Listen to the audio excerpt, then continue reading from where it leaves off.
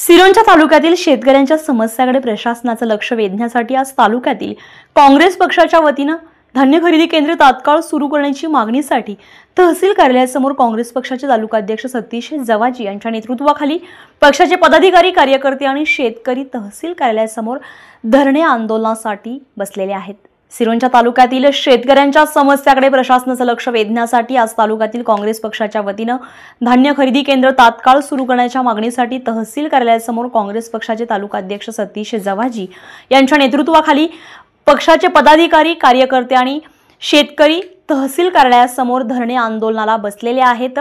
शेतकरी वर्गाला सध्या अनेक प्रकारच्या अडचणींचा सामना करावा लागत आहे। रब्बी हंगामातील धान्याची कापणी यथावकाश पूर्ण झाली असून शेतकरी आपला माल विक्रीसाठी तयार ठेवून आहेत, मात्र अजूनही धान्य खरेदी केंद्राची स्थापना झाली नाहीये किंवा कार्यवाही सुरू झाली नसल्यामुळे शेतकऱ्यांमध्ये प्रचंड नाराजीचं वातावरण निर्माण झालंय।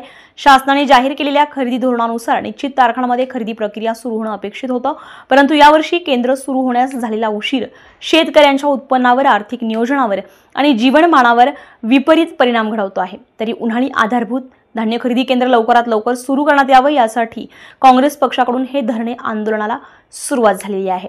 या आंदोलनाला माजी जिल्हा परिषद अध्यक्ष भाग्यश्री आत्ताराम यांनी भेट दिली आहे व यानंतर सिरोंचाचे तहसीलदार निलेश होणमोरे यांनी धरणे आंदोलनस्थळी भेट दिली आहे व संबंधित अधिकारी भरकमकर, उपप्रादेशिक व्यवस्थापक अहिरे यांच्याशी भ्रमणध्वनीद्वारे संपर्क केलाय। तेव्हा भरमकर यांनी लवकरात लवकर खरेदी केंद्र सुरू करणार असल्याचं म्हटलेलं आहे। सिरोंचा तालुक्यातील उन्हाळी धान खरेदी केंद्र सुरू झालेले नाही, त्यामुळे आज तालुका कार्यालयासमोर काँग्रेस कमिटीतर्फे शेतकऱ्यांच्या समक्ष धरणे आंदोलन सुरू करण्यात आलेलं आहे।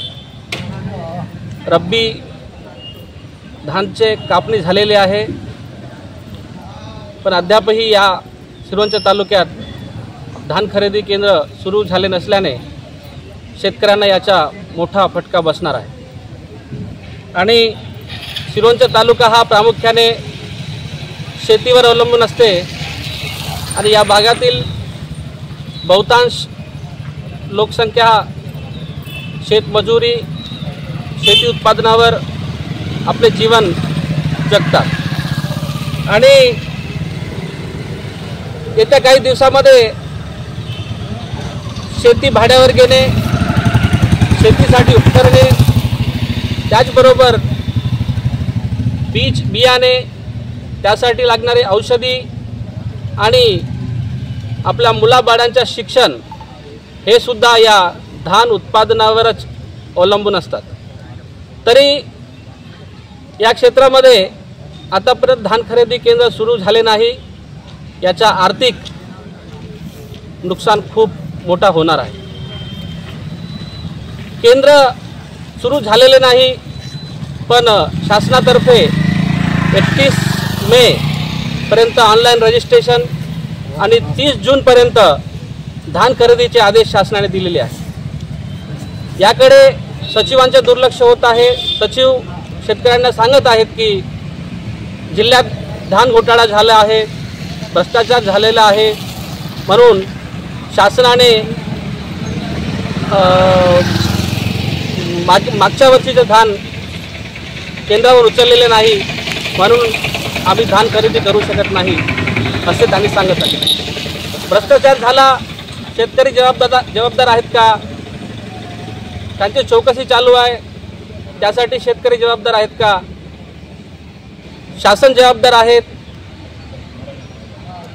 आणि लवकरात लवकर धान खरेदी केंद्र सुरू करण्यात यावे। आणि आपल्या महाराष्ट्र राज्याचे मुख्यमंत्री देवेंद्र फडणवीस साहेब म्हणत आहेत, आपल्या पालकमंत्री पण आहेत ते, की महाराष्ट्रातील एकही शेतकऱ्याच्या डोळ्यातून अश्रू आम्ही आणू देणार नाही, असे त्यांनी अनेक माध्यमांवर बोलत आहे। या ठिकाणी त्यांना मी सांगू इच्छितो, साहेब तुम्ही अश्रू आणू देणार नाही, पण धान खरेदी केंद्र सुरू न झाल्यास शेतकऱ्यांच्या डोळ्यातून रक्त निघते, याची आम्ही तुम्हाला सांगतो। म्हणून या भागात लवकरात लवकर धान खरेदी केंद्र सुरू करण्यात यावे।